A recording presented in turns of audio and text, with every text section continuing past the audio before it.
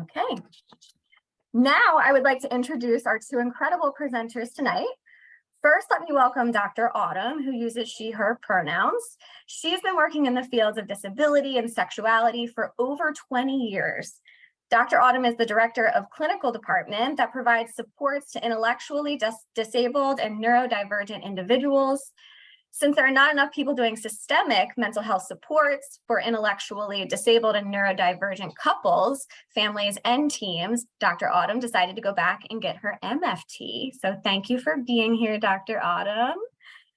And last but definitely not least, we have Dr. Lanza, who uses they, them, theirs pronouns. Dr. Lanza holds a PhD in human sexuality, a master's in social work, and a master's in human sexuality.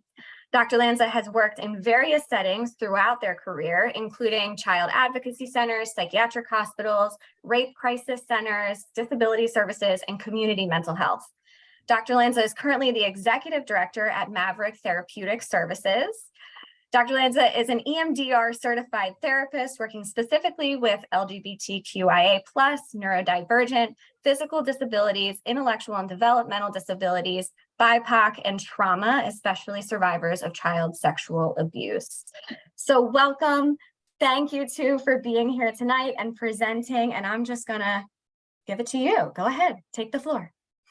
Well done, Chelsea. Thank you so much for that. Appreciate it. Hi, all. We appreciate you being here. It is Thursday night. I'm sure you all just had a full day of work and your brains are a little bit mush. Between Autumn and I, we just hope to give you a little bit of edutainment tonight to keep you at least a little bit roused for this next hour and a half, or a little bit less at this point. All right. So I'm going to share screen just so you have something a little more colorful to look at than us, but we can definitely bring the colorful if need be. So tonight we are talking about the queer community. So I can't catch my breath, trauma and LGBTQIA+ folks and their experiences. So jumping right in, the first thing that we would like to cover is just a moment of self-care. We are currently in a time of crisis after crisis when it comes to marginalized communities, and it is exhausting and really taking a toll on all of our own mental health, let alone all of our advocacy efforts and everything else. So throughout this time that we have together, please just take care of yourself, however feels good to you. If you need to have your camera off, that's great. If you want to have it on and make faces at us, that would totally entertain me. Please go for that. Stretch. Just take care of yourselves. The more you take care of yourselves, the more you're going to be able to process and hear anything that we say and offer any of your thoughts and feedback when we get to that Q&A part. Okay. So Autumn, off to you. So we're going to go over a brief overview of LGBTQIA+ and what that means. L, lesbian, G, gay, bisexual, transgender, queer, intersex, asexual. I think we all understand most of those terms. For those of you who intersex might be a new concept, that is ambiguous sex at birth. So the kid comes out, that's from the mom, okay? That's the doctor. You get it. You know where I'm going with this. There's always a moment of glancing at genitalia. It's a fill in the blank. Intersex is when that moment is an ambiguous moment and additional testing occurs. So asexual, that does not mean that there's no sex apparent at birth. That is also a sexual orientation for those who are not aware. And then what's the plus? It is so much. This is not an exhaustive list. It can be pansexual, two-spirit, non-binary, a partridge in a pear tree. However a person identifies, that is their identity. We don't get to choose that, they do. So some basics, sexual orientations. We have straight, lesbian, gay, bisexual, queer. Hold on a moment, Autumn. Queer's in both categories. Why, yes, yes, it is. Sexual orientation can be used as a catch-all for something more than a duo, a multiple, a number, a style, a flavor of sexual orientation, but it's also a gender identity in that same concept. It's expansive. It's only a bad word if that's not someone's identity and they don't want to be called that. Queer in and of itself, the use of that word is not a bad word. So asexual, pansexual, also sexual orientations, gender identities, Transgender, I think a lot of us are hearing that in the news these days, and we'll talk a bit about that. Queer, again, we discussed. Intersex, sex at birth. It's typically not just a gender identity. It also has to do with how you're assigned at birth. And non-binary is Dr. Lanza's category. Hands up for anyone else who wants to identify Two-spirit. That's usually also a cultural identity as well. And cisgender, that for those of you who are like, I've been hearing a lot about these cisgender folks, is folks who, when they come out at birth, it matches how they identify. Before they even wake up in the morning, your gender identity matches that sex at birth. That's all cisgender means. It's not complex, I promise. These are just the basics. And as Dr. Day said, there is no bad words here. It's the intent that they are used. So some of the folks that might be hearing some of the cisgender talk, that has been shifted a little bit. It's not a bad word. It's just identifying a difference of somebody who is cis versus trans. Okay. So that was a super quick overview on purpose, because we don't want to spend a ton of time on that. And that is a super easy Googleable. We're going to make that word up. It's a Googleable thing. Go with it. Right? Or you can contact us for further communication. I want to nerd out now on the thing that I love the most, which is the brain. So for those of you who are not as nerdy as I am, take a quick nap. But here we go. So when we're talking about trauma, I want you to start reframing trauma, if you haven't already, as an injury to the brain. So here is I believe it's a PET scan of I'm going to say left. I think it's your left is the non-trauma brain. As you can see, there is a lot more color. There's actually more of that purplish, maroonish, brownish stuff versus the trauma brain. You can see that there's actually a little bit of a shrinking in different spaces. So there's truly an injury to the brain when someone experiences trauma. Now, let me be clear when I'm saying this. I'm not saying a brain injury, right? Their head did not get hit. Potentially it did, but trauma in general completely changes the structure and the anatomy of the brain. Okay. So let's get into how the brain works for a hot second without trauma. We take in the world through our senses, all 5 of them: sight, sound, taste, touch, smell. There we go. All of them. That's how we experience the world. And that's how our brain understands what those experiences are. So we take that information in. So imagine it coming into your nose or your mouth or your eyes or your skin or your ears. And then it goes into the brain, into that section called the thalamus. And this is where all sensory information goes. And then it's categorized into the relevant cortical areas. Basically, this is where a filing system happens, a super amazing admin assistant that lives in your brain. And then from there, it goes into that cortex. So the planning and thinking and processing part. And that sends all that information to what part of the brain it needs to go to.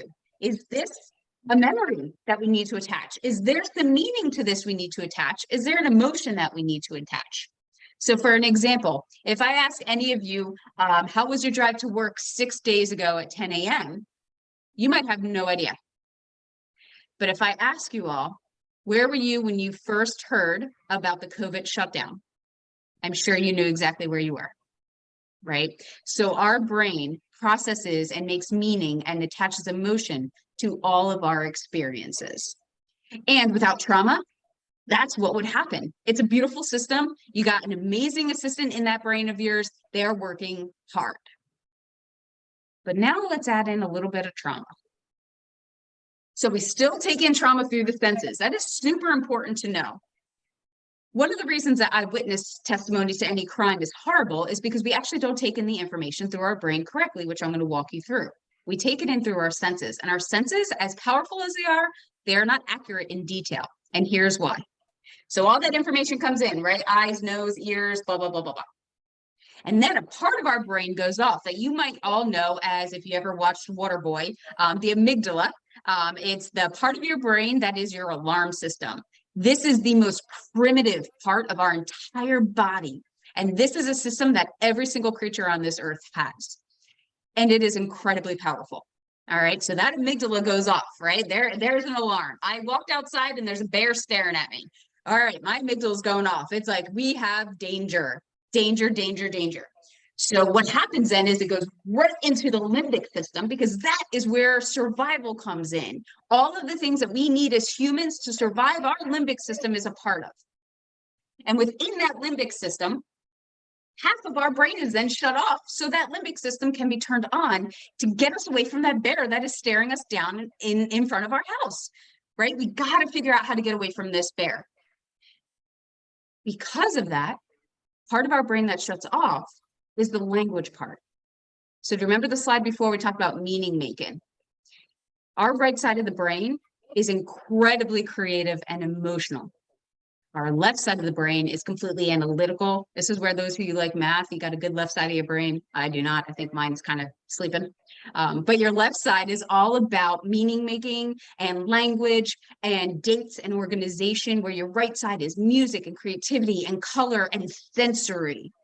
So that right side is on. Now, try making meaning when it's all about emotion. If any of you have a teenager in your life, exhibit A. They're only thinking with that right side of the brain. They make no logical sense for the most part. So here, our body is starting to prepare for whatever's going to happen with that bear. All right, so I see the bear. The sensory information was taken in. My brain shuts off on purpose to get the activation going that I need. And now let's get the body going. So we have two systems in our body that are completely opposite but complementary. And that is the parasympathetic nervous system and the sympathetic nervous system. Our PNS, or the parasympathetic nervous system, is part of our autonomic nervous system. This controls functions that you don't even think of. Your heart rate, your blood pressure, your digestion, all these things that just happen. And since urination's on there, sometimes happens when you're not ready to have it happen. But you know, that's a thing. So this is controlling all those parts of our body that we don't think of, and it also relaxes our body. It tells our body when to return to calm. It's super important. Where that sympathetic nervous system, all right, that's like me right now, high energy, ready to go, all about whatever's about to happen. This is activated when that amygdala goes off, when that alarm system goes off, that bear is staring me down. What am I going to do? So because of that, it starts getting me ready for whatever response my body is going to make, which is the fight, flight, freeze, or fawn. We're going to get into that just a smidge more in a second. Because this is designed to help us from predators, it sets our body up for survival, as I mentioned before. So our pupils dilate so we can take in more light and see more. Our heart rate starts going faster, pumping more oxygen to our blood, right? Getting our bodies ready to go. It also allows us to run faster, to get ready to fight, play dead, to slow down things if need be. So all of those things in a parasympathetic nervous system actually shuts off in a way. Now you might wonder, but wait, what about when folks like urinate on themselves when they're scared? Yeah, that does happen. It's not a full shut off, but basically it's like somebody in hibernation, right? When an animal goes into hibernation, part of their body slows down. That's what our body is doing. Our parasympathetic nervous system is slowing down, so our sympathetic nervous system can kick in and do all of those things, plus send really important chemicals through our body, like adrenaline and cortisol, which is going to help me fight or run if I have to, because you know that bear is not getting away from me, okay? Conserving vital energy is the most important part here, so you can survive. So let's go into those 4 Fs. Fight, flight, freeze, fawn. You might be very familiar with at least 3 of these. Fawn is a newer one, so that might be new to some of you. And we're just going to go over these very, very briefly. So fawn is actually when, I don't like the wording, but placate to the threat. You are doing your best to stop the threat from happening. So I might go to that bear and bring them a beautiful steak and be like, hey, bear, are you hungry? I got the steak for you. You ready? I can cut it up, I can feed it to you, whatever you need, bear. I got you to survive. Okay. Fight, I mean, that's fairly easy to say. You can either physically fight, verbally fight, right? If you're aggressive with your language, whatever it may be, you are on defensive, you are angry, or at least showing anger. The freeze, and I will tell you right now, this is probably 99% of what all of us do when we get to a trauma situation is freeze. Doesn't happen like on Law and Order SVU when people start beating everybody up and the victim gets away and survives, and it's great. Unfortunately, as much as we all want to say we would fight that bear, we'd most likely freeze. Our body stops, our mind stops, our voice stops. And lastly is flight, and that is getting the heck out of there as best or as fast as you can. If you were climbing the tree that's right in front of you, but hey, depending on the bear, they might be able to climb trees. Apparently different bears climb trees, run fast. I don't know what to do with a bear. If y'all figure it out, let me know. But either way, one of these has got to work with the bear, okay? The most important part that I want you all to take from this is that we do not choose how we respond. So like I said, I would love to say that I would fight that bear. I can't say that that's actually what's going to happen. Whatever my body decides to do in that moment, it's going to do. And that is also dependent on your other types of traumas or experiences in your life. Some folks might have more likelihood to fight because maybe they have less trauma experiences and they might just go for that. Where others might be freezing or fawning because they've been in those fights and it doesn't work out. Okay, so super important. Body reactions we can't control. None of it. Whew, that was like nerd out on speed there for a second off. So y'all take a breath. You feeling okay? Awesome. All right, so you're stuck with me for this one next part. So we're going to look at the general effects on the LGBTQIA+ communities. So specifically, those impacts of trauma that I mentioned. Okay. Overall, like many marginalized communities, there is a lot of intersection here, okay? So please make sure you're keeping in mind other marginalizations while we're talking about the LGBTQ community, because it is not just white, it is not just middle to upper class, there are a lot of intersections here, okay? Overall, in the queer community, or as I know one of Autumn's favorite ways to say this that we have seen on TikTok is the LGBTQIA. Sounds fancy, right? So we're now the LGBTQIA. So the LGBTQIA community unfortunately experiences a lot more higher rates of things like attempted suicide or death by suicide, homelessness, especially teens after coming out, lots of bullying, and not just by peers. There's actually a lot of data to show that bullying is happening from teachers, from paraprofessionals, from doctors, nurses, aides in these situations. It's not just kids, it's actually a lot of adults. In many cases, it's actually more adults than kids, depending on the age. The younger the kid is, the more accepted they are. It's the adults that can get in the way. They're also less likely to report if anything happened with a predator, for example, or a perpetrator. They're less likely to be believed by a supportive, unsupportive family, and they're less likely to be able to afford specialized trauma treatment. And especially nowadays, we know that mental health is really moving away from insurance because insurance has just, that's another soapbox, has caused a lot of issues in the mental health community. And the queer community just does not have access to therapy in the way that they should, especially trauma therapy. So especially our little baby queers who are experiencing early trauma, they're probably carrying that for a very long time. So it's really important to recognize that automatically by being in this community, it is highly likely that they will experience more trauma just because of that. And let me be clear, it is not because of their sexual orientation or gender identity or gender expression. It is how the society that they live in talks about it, deals with it, supports it, or not supports it. Okay. One of the biggest things that I was sitting with when it came to like what's specific to the LGBTQIA people was that the trauma itself is used as this aha phenomenon. And in and of that, and I'll explain what that means, in and of that being that sort of like, oh, I get it now, the trauma is re-triggered by the identity. So let me explain. I think the best way to do this is through example. I went to a camp where I was in a leadership camp when I was a kiddo. And there were a lot of young leaders, you know, really great, high academic achievers. Yes, I was a nerd. And so these folks were were really excited to be a part of this group. We were building community, and one of the girls in this community really was targeting me and following me around. And I'm like, why is this lady after me? And what it was that she didn't like all of my identities. And in that, I was talking more to her to try to convince her that my identities were not a problem. And I had come out, not just with my identities, but came out with the fact that I'd experienced trauma. And for her, light bulb. Now she understood why I was broken, why I had labels that didn't fit what was appropriate in her mind. And in that moment, in her eyes, I saw that everything I was wrong.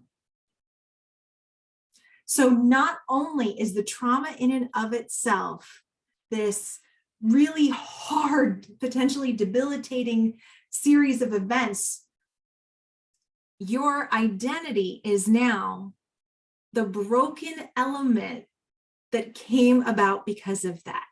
This is not just about sexual orientation or gender identity. This is about many identities that don't fit in a box that is packaged in exactly the same way that everybody expects it to be. So it's just really good to recognize, please, please, please, when someone says that they have an identity that doesn't match a stereotype or a general notion, please make sure that if you're hearing anyone say, well, that's because, get out the big eraser and stop making those connections. It's a correlation, not a causation. And that's what we have to remember and sit with and keep those two elements separate. So thank you for my soapbox moment, folks. To add to that, one of the causations that Autumn and I talk about a lot in trainings is child sexual abuse. And a lot of folks will say, if you have experienced child sexual abuse, that is exactly why you're gay or you're trans or whatever. There's absolutely no correlation there at all. None. And it's actually part of the other advocacy effort that both of us are on right now. There's a new type of conversion therapy that's out there called gender exploratory therapy.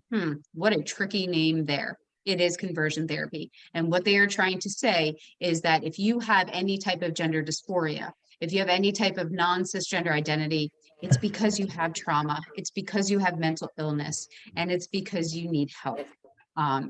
Unfortunately, again, tricky name, and a lot of these families are getting stuck under that and then going through conversion therapy, which if you are not familiar with, please look it up. Conversion therapy almost always falls into self-harm, suicidal attempts, or death by suicide. It's not good. But again, those are the thoughts that Autumn is explaining, how people have connected those things when there's plenty of research to say it's not. Okay. All right. Intersections. Woo! This is the best part. Are you ready? Are you ready? I made this graphic. I'm really proud of it. And yes, it is totally simple. So just, placate me. Isn't it beautiful? It's so pretty. All right. So here we are looking at intersections where the purple one in the center, which is the LGBTQIA+ identities, is surrounded by potentially, and this is again not an exhaustive list, but other identities that are also held by folks. Okay, so for an example, you can be somewhere in the LGBTQIA+ community and also be neurodivergent. You can also be disabled. You can also be Asian. You can also be intellectually disabled, or you can also be Muslim or poor. You can also be rich and white and able-bodied and whatever it may be. LGBTQIA+ has no race, no ability, no socioeconomic status, no faith. It just is. Every single person in this Zoom room right now has a sexual orientation, a gender identity, and a gender expression. Where you fall, that's up to you. Not up to me. And it's also up to you who you tell. It is so important, though, to recognize that there's so many different identities that come with every single human being. And unfortunately, if you look at this beautiful graphic, you can see that many of them are marginalized. Okay. So with these multiple identities, when we were making these slides, I said I want it to look like utter chaos. Here's utter chaos. And this is just a small snippet of all the additional stressors that are affecting people who fall within the LGBTQIA folks and have other identities.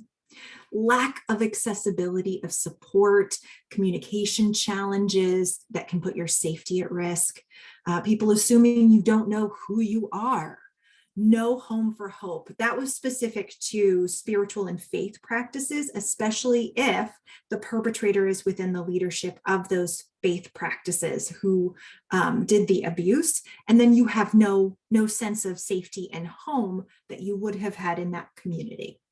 Hidden selfhood, lots of rejection, assumed to be a criminal. Oftentimes folks are because of a non-white. I'm very white if you can't tell.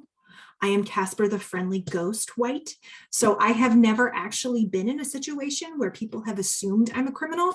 That is what privilege looks like. That is white privilege at its finest. Social judgment, assuming that someone is lazy because of their poverty and their LGBTQIA+ identity, which if you think about this, people who were kicked out of their homes at the age of 13, 14, 15, 16, they didn't have as much access to resources in order to go get higher education, in order to go get that better job, and therefore don't have potentially all these great community connections to make that bigger salary, to do those. That this is not laziness. This is about survival. So experiences, oh, I'm sorry, I can't see what that says. Experiences are medicalized. So you've got these moments where people go, well, you know, that's because you have fill in the blank of some physical disability or intellectual disability. And it's not about accessibility and the resources that you need to get the things that would support you to be the most effective in your communities. Consistently viewed as weak or vulnerable. That's true for all the disability community, but you add LGBTQIA+ on top of that, you're talking about a big squishy marshmallow of a human being when somebody looks at you and they're going to think, I can take advantage of this person, I can use this person, I can bypass this person for raises and promotions because they don't have value and strength. All because of these other identities that people just throw their thoughts onto all the time. And that is just a small part of the chaos. But why do we want to exhaust you with these notions? It's because we need you to recognize that we're all working toward solutions together. The best quote, there is no such thing as a single issue struggle because we do not live single issue lives. Audre Lorde. If you've never read Audre Lorde, please go to your local library, get a library card, and take out a book. Some of the best works. I also want to say here too, that it's super important that we look at issues not as problems.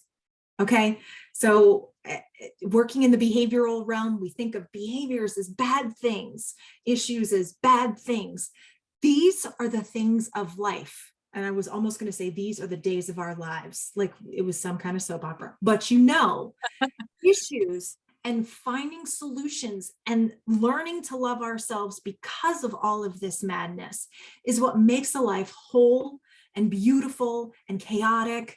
And we come out stinky and sweaty and obnoxious, but become more layered for it. At least that's my interpretation. I know this is all my stuff and I am very hippy dippy, folks, and a little bit fruity. So just run with me on that one. I really think that this is what makes us beautiful humans in the chaos, in the disorder of it all, and learning to love ourselves amongst it. So let's talk about how to support survivors with intersectional identities specifically. If you are going to represent with saturation. What the heck does that mean? I put here, welcome all or welcome none. So people will put out little flag stickers and have really colorful pencil holders, but you're not thinking about race. You're not thinking about disability. You're not thinking about neurodivergence. You're not thinking about, please, when you're thinking about how to represent being open and supportive, especially as an ally, You want to represent all. In fact, if you are in one or two communities, but not in all, get out your coloring books and color, all different kinds of flags to support, no matter, what the nation, and, you see the coexist stickers, pull those out too. You really want to make a welcoming atmosphere for everyone, because sometimes the identity that you think is important is not the identity that the individual thinks is important. And some identities offer pride, others shame. Tread lightly. Just because somebody comes out and tells you all these identities, or you see somebody wearing a sweatshirt with all these different identities, or a necklace with one identity, a sweatshirt with a different identity, a pair of sneakers with a different identity. I don't know what the sneakers would have on them, but just go with it, okay? It's important to not point out someone's identity unless you are welcomed into their universe. I might be very proud of who I am on a spiritual level, but I might not want to come out with that. I might hold that back, even though I'm LGBTQIA+, but you don't know all these other identities of mine. So it's important to just be very careful and tender with people. They're dealing with more than we can see. Communities that once felt like home can now be triggering. I mentioned that in the spiritual realm, but that can be included in race if someone's been kicked out of their family because their community is just not seeing them as a part of it. I'm actually reading a great book. I love to talk about my Audible books. I'm reading a great book now called Cemetery Boys. And there's a whole piece on identity and cultural elements, as well as being trans, and how this person is trying to negotiate both of those realms and the pain that they're going through. So if you want to read a really great book, read Cemetery Boys. There you go. Well, and Autumn, if I can actually add to that, this also includes within the community. So within the LGBTQIA+ community, unfortunately, there is a lot of this. I actually just had a conversation with one of my supervisees today, who is a Black human being who just doesn't feel comfortable going to Pride. They don't feel like they have a space there. They feel it is very whitewashed. So it's really important that even though somebody is part of a community, they might not be part of that community. It's really hard to find a place that welcomes all. Great example, the Disability Pride is happening the same day in Philadelphia as the Chester County LGBTQIA Pride is happening. So these are just things to think about. Like, we really need to go and check out each other's Pride dates before we start setting events down, because we want everybody included. And where are you holding your Pride events? Are they accessible? That is totally my soapbox right there, folks. Sorry about that. As a survivor, you already have one hidden identity. How many times do I have to pull out the coming out box? Hold on, let me pick up my microphone again so I can come out to you about one more thing. It's exhausting. So make no assumptions about a person, but don't expect them to get on that soapbox, have the bright light shine on them, and come out with everything over and over. Take a stance of cultural humility. If you've never heard this phrase before, I fell in love with it in some of my courses, because remember, I'm back in school, folks. Assume nothing. Be humble in your unknowing. Take a not knowing stance at every position. I actually don't know what that means. And so what do you do when you don't know a culture, an identity, a label, etc.? You go and do the work, do the research, and never ask that person to do the work for you. Once you've done the homework and learned a foundation of information, then you've earned the right to ask questions to that person that means something to you. Please only ask questions if there's a point to it. Don't just randomly ask people, so how do you experience your non-binary identity? I just asked you if you wanted pancakes or waffles. No. Okay, so have a purpose to it, but after you've done your basic research, say, I'm really looking into this. I've learned this much, and I would love to ask you, since we've been talking about this really important element that connects to something really personal I'm going to ask you about, what is your experience with this? Please, that homework is super important. Don't bypass that step, because the folks in the community are doing all the work all the time just to survive. Yes. Okay. So I think Autumn and I really feel passionate about this next section, these next parts. So this is where, if you have been sleeping, wake up at least for this part, okay? We really want to go into the impact of what's happening in our country right now and how that it is compounding trauma for the LGBTQIA community, in addition to all of those intersectional identities. Because as I mentioned when we got started, every marginalized community in this country is under attack, whether that is through physical violence, through legislation, whatever it may be. So here we go. I want you to take a second and digest this map if you can. I'm gonna just kind of go over it briefly. The light blue, or I'm sorry, the little bit of a brighter blue is the safest states right now for LGBTQIA+ communities.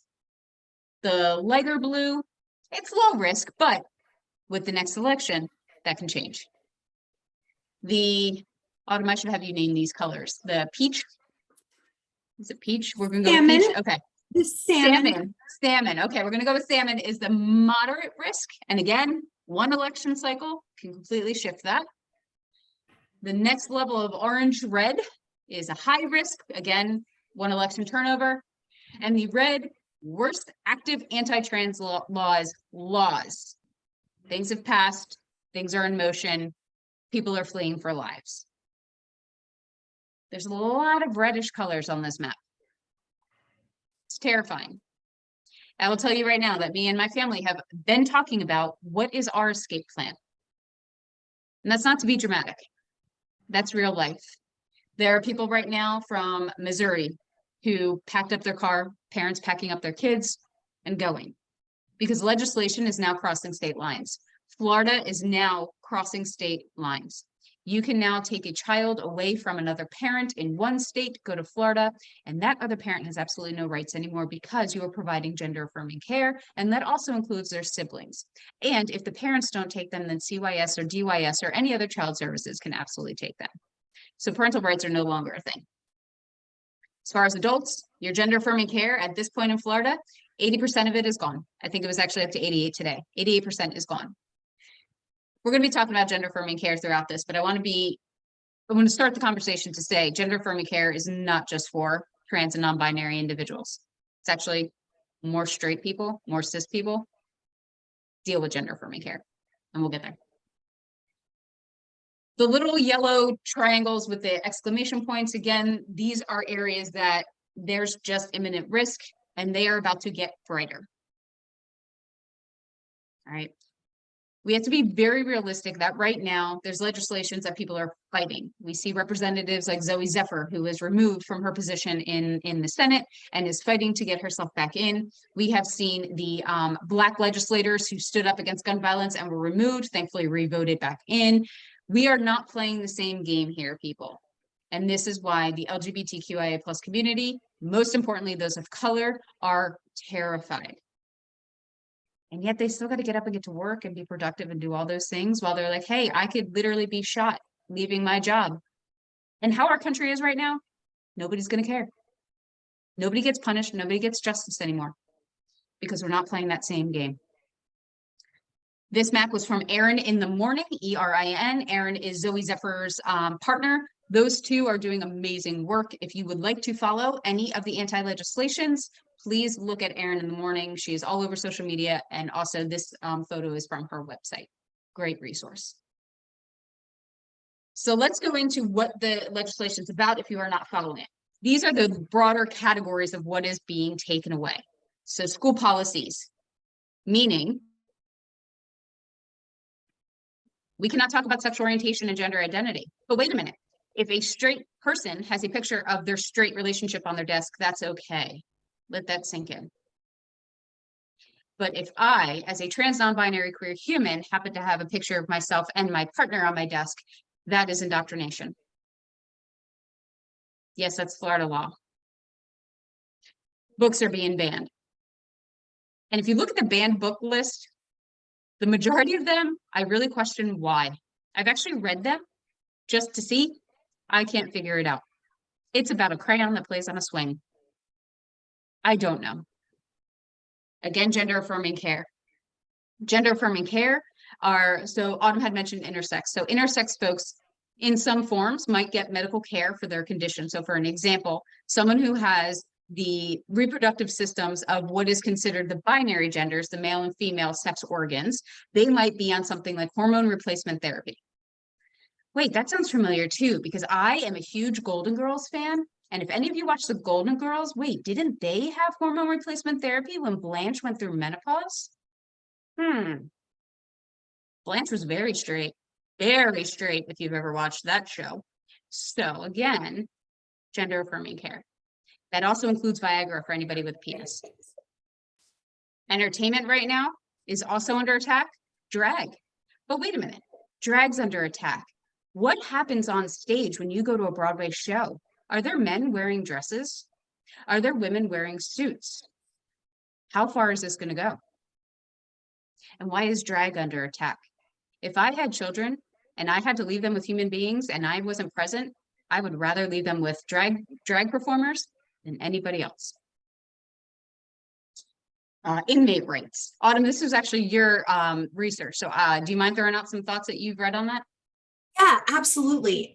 So we're talking about LGBTQIA plus folks having the right, especially our trans folks and non-binary folks, having the right to be in juvenile justice and prisons where your gender identity that you identify right now matches the prison system that you're in, or having a separate system aside in that same building to be able to keep folks safe. They're saying that they do not want that sort of label. You get stuck wherever you were born. Okay, so that's the label where you go in. So we're talking about the possibility of a lot of physical violence, sexual violence. People are going to be extremely traumatized in these systems. We already know that people come out with trauma after they've gone into the prison system, but imagine not having the right to be in the building where you feel you belong. I'm going to give a quick content warning that I'm going to be a little horrific for a second. So I'll give you 30 seconds to decide if you want to turn your mute off.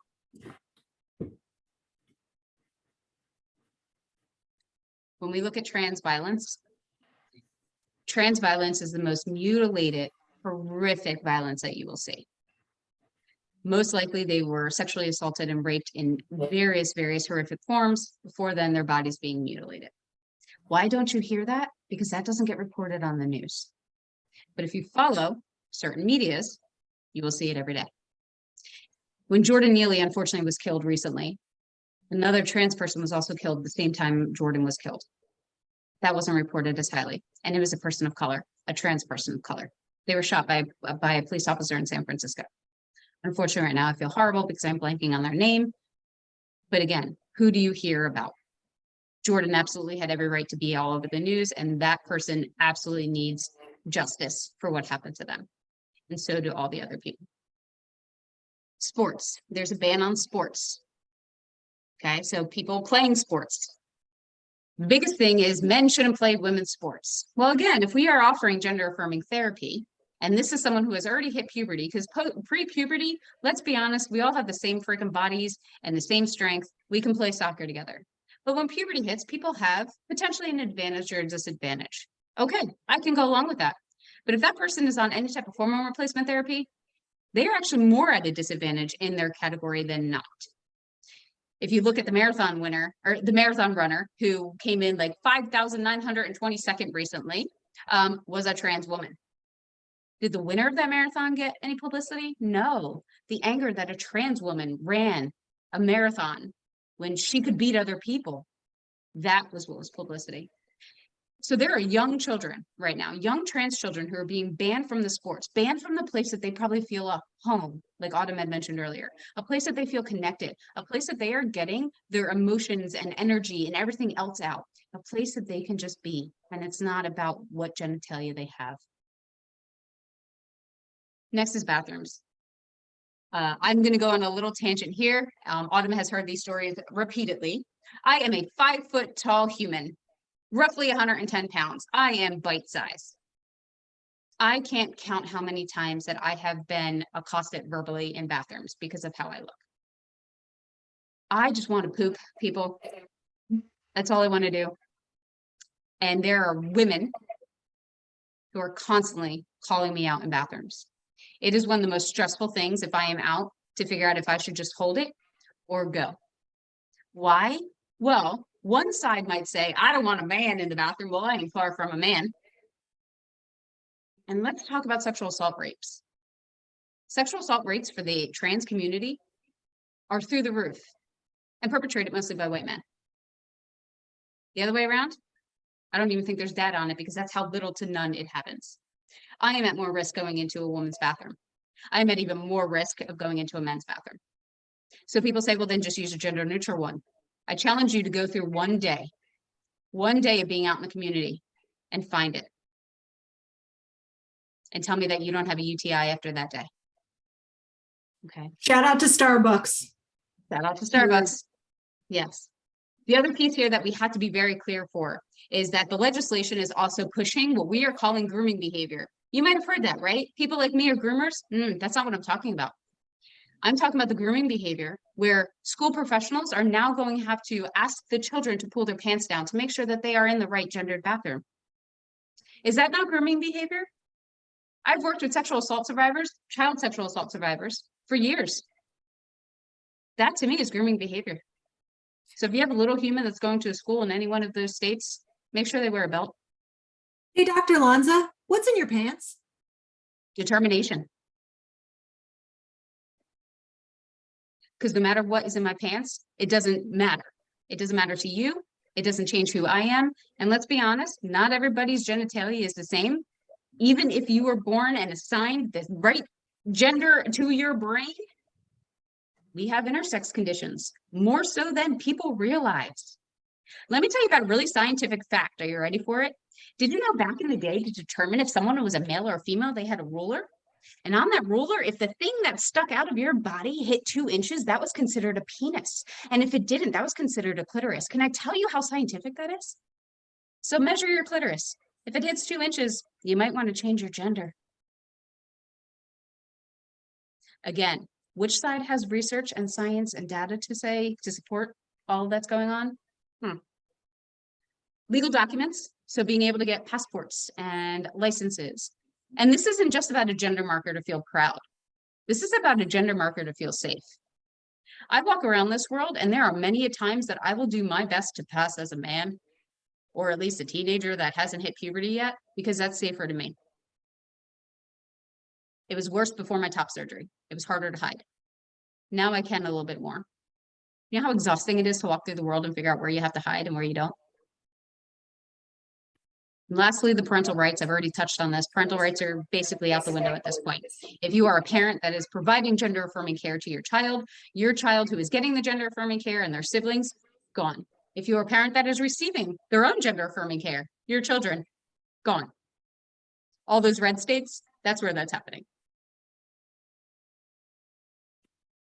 So let's talk about that gender affirming care.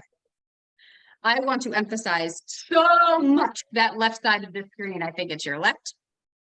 Gender affirming care is not surgery. It is not surgery.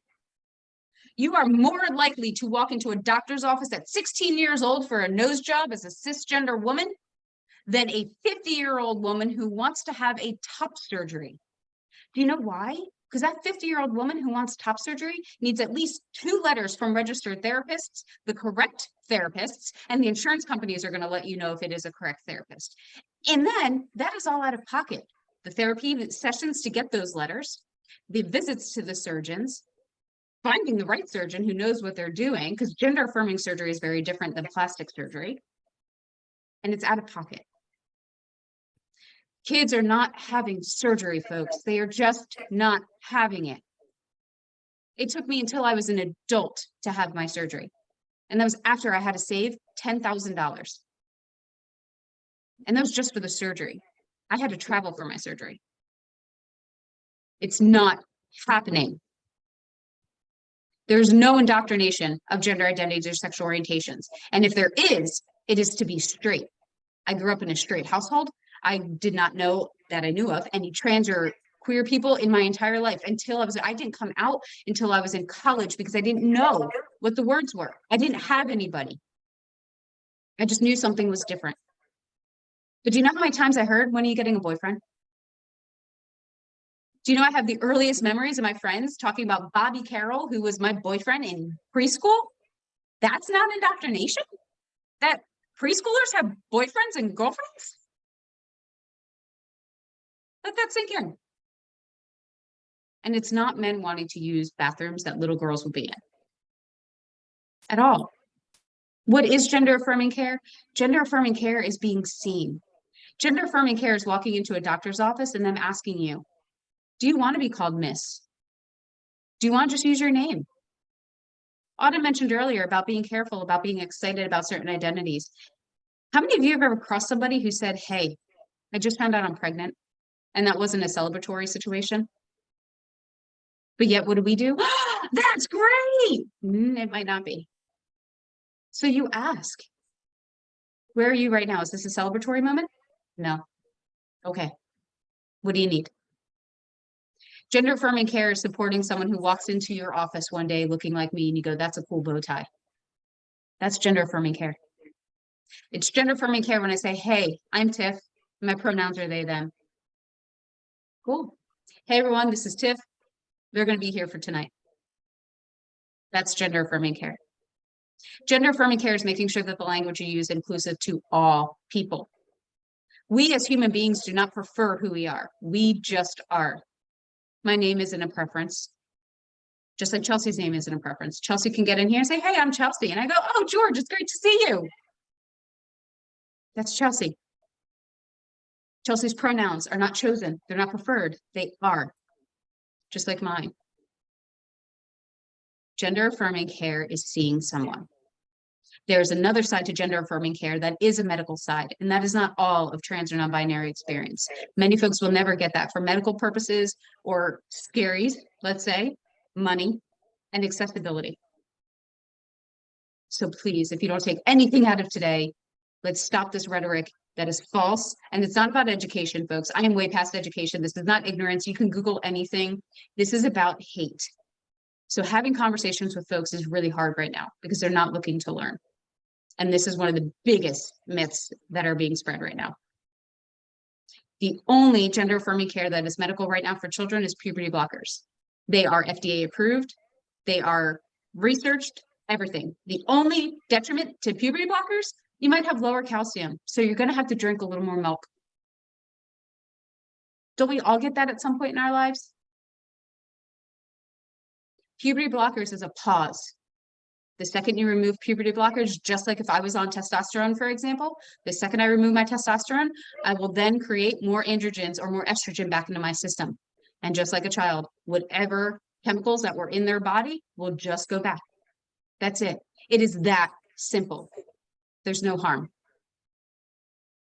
And if you have a child who's on puberty blockers, the rate of what people are calling detransition is so low it can't even be counted.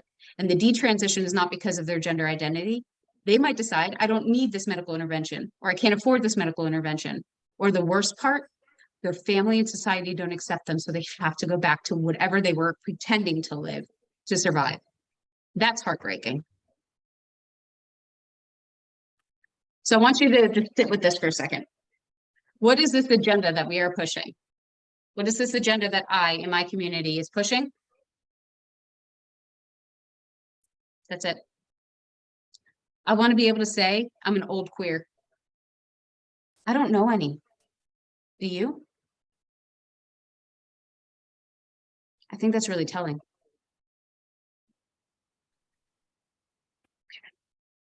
So let's rock this. When you call yourself an advocate to whatever community or whatever intersections of communities, that is a verb. Just because you put a rainbow flag on your door does not mean you are a safe person. You need to show that you are a safe person. You need to make action that you are a safe person. Advocacy is a verb. I can carry a lot of weight, even though I mentioned I am really tiny. I'm very strong. However, if you look at this screen, and if I was carrying 100 pounds of advocacy today, and every single person on the screen took a pound, we could move mountains. It's not about one person taking on everything. It's about our allies and our communities coming together to just carry a little bit of weight. And we can do so much more if we do that together. Next step, educate yourself. I mentioned it before. Where in the world am I going to get this magical education you keep talking to me about? Because I'm not going to sit down and read a textbook. Go to social media. Oh my goodness, you'll have a good time. People will make you laugh until you nearly have to get up and pee for the 30th time before you go to bed at night while you're watching these videos. You could read blogs and books and articles. There's lots of great information now. I'm an elder millennial, and some of my people are doing great things, but there's also some really cool Gen Z folks. And if you really want to get a flavor of how to educate yourself, but also love what the next generation is bringing to the table, get on social media and have a great time meeting these young folks making a difference.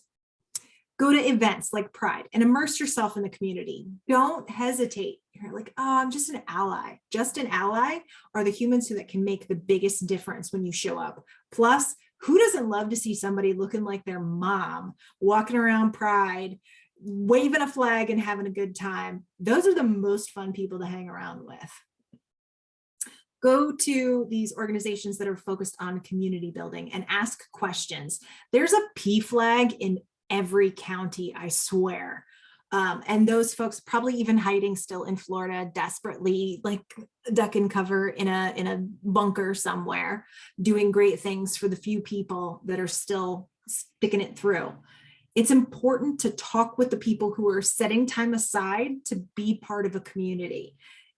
They even have these little conversation moments in a lot of Starbucks. I love to check the billboards at Starbucks and see what's going on. Those are great places to make connections, ask questions, and potentially even volunteer.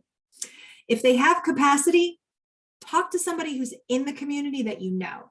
Don't just walk up to a coworker who's really trying to get some filing done and go, can you please tell me what it's like to be trans? And they're going to be like, I'm actually not trans. I don't know what the heck you're talking about. Then you have that awkward moment of, oh, congratulations, you're pregnant. Okay, so just do yourself a favor and make sure that this is somebody who maybe has done a lot of advocacy. You have some questions, but do the baseline education yourself.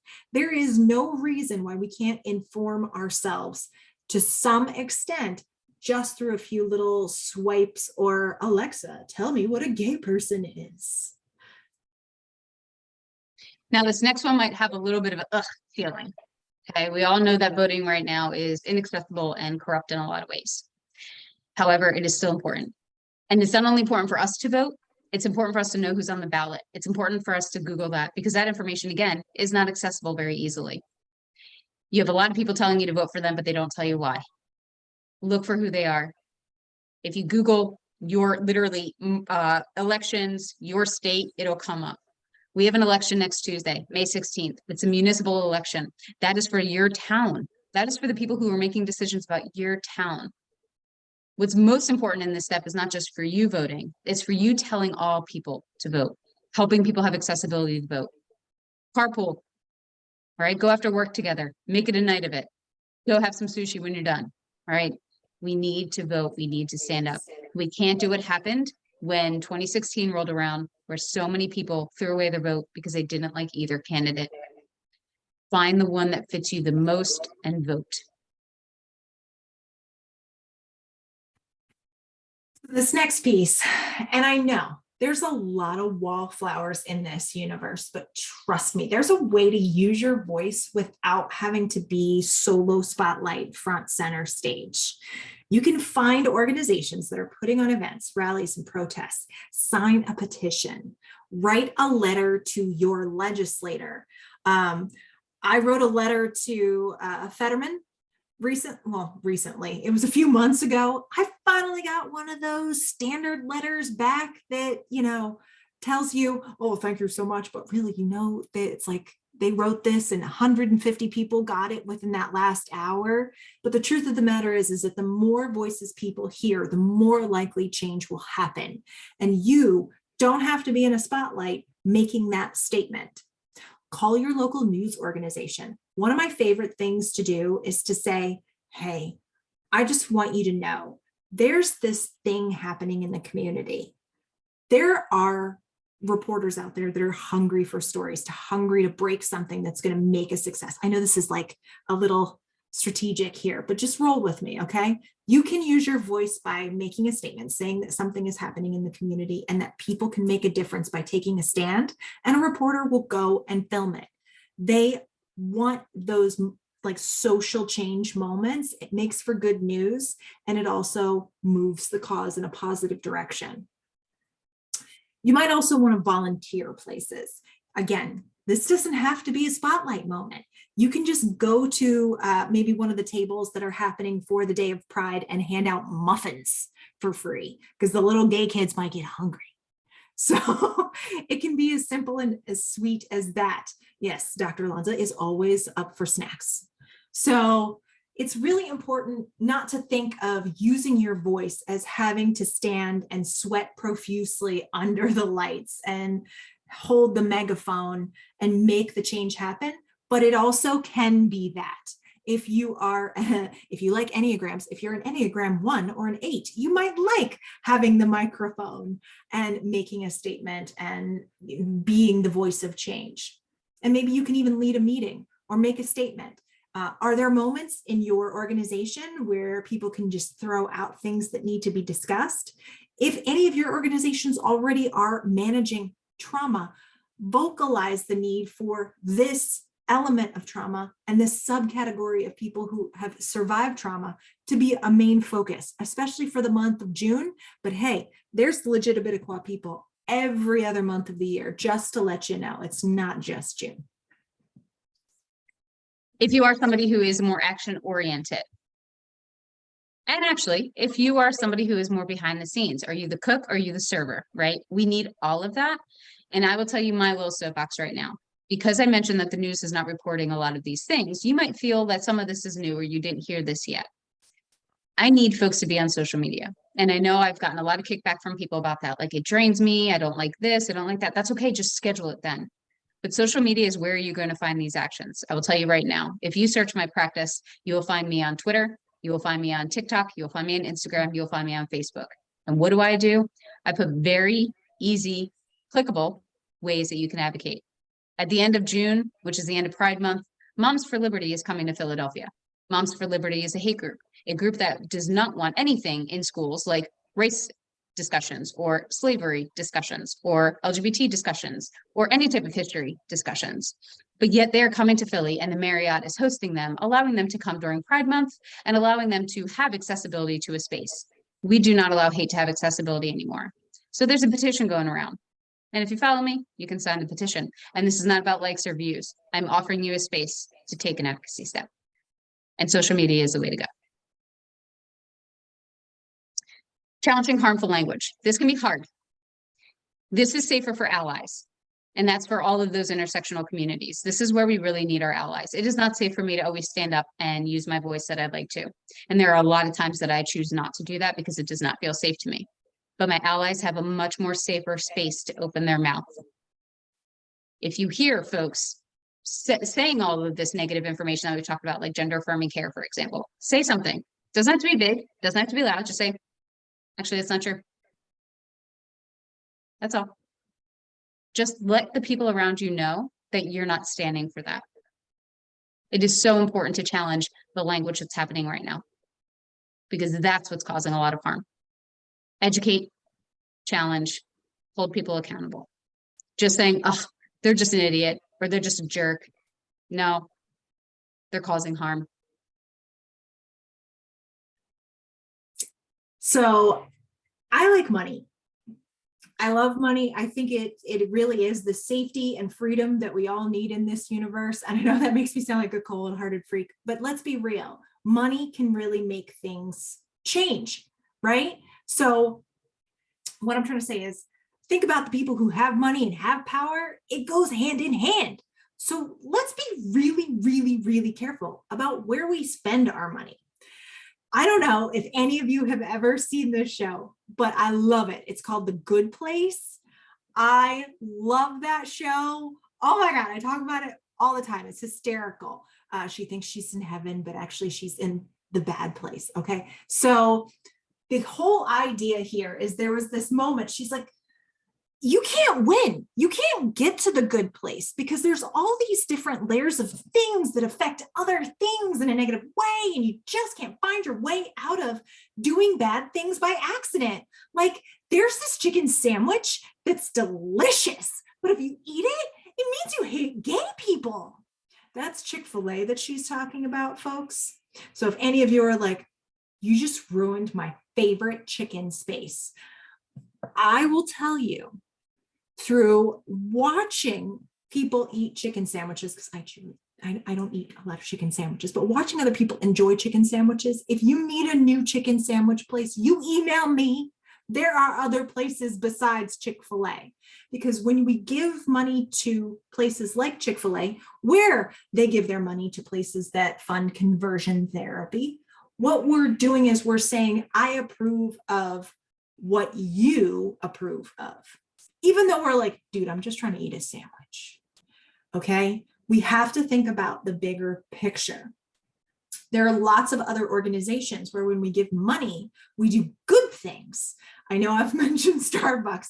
I am not a spokesperson for Starbucks, folks, but they really do a lot of good. And when they screw up, they own it, which I think is the classiest thing in the universe. It's important when we go to think about, well, what company are we going to use for this? Do a quick Google search to find out what their associations are. What are they about? Everybody has an about page. Click on that page and do a deeper dive. If you get yucky feelings from that about page, they in all probability are not where you need to be spending your money. There are lots of legitimate small business out there where you can be spending your beautifully earned dollars and pennies. They're still available. You just need lots of them, where we can make a good impact on society. You will see starting in about a week, a lot of organizations putting rainbows on things. And many of those organizations are performative, meaning they only see rainbows in June when they want to make money. I'll give you an example, one that you might know of. Dylan Mulvaney, trans woman, phenomenal advocate, super amazing human, was sponsored by a beer company. And everybody thought that's really cool. This beer put Dylan as a spokesperson. There's rainbows on it, all the things. And then the backlash started. And this is where you need to pay attention. Backlash started, and that beer company was nowhere to be found. And Dylan was on her own with hate messages, death threats, violence, everything else. That's how you know a company is performative. If they are not backing. Autumn has a great Campbell Soup story if you want to tell it.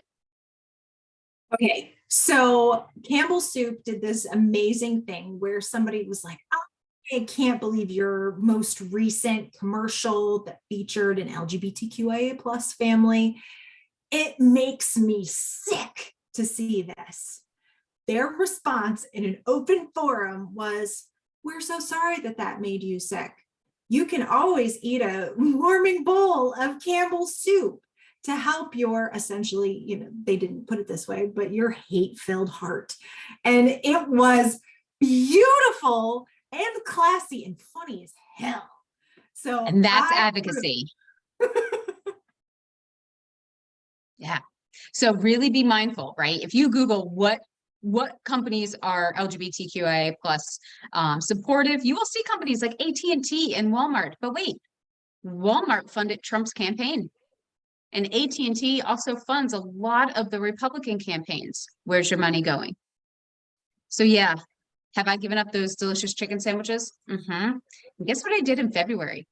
I did some searching for Black-owned businesses. And if you look at my TikTok, you will see there is a phenomenal chicken place that holds absolutely no candle to Chick-fil-A because they are way above. There are options, folks, not just Chick-fil-A. So thank you for helping us save the community. If you would like to consensually stalk us, here is all of our contact information. Please follow, please share the information, whatever you need to do. We appreciate you all.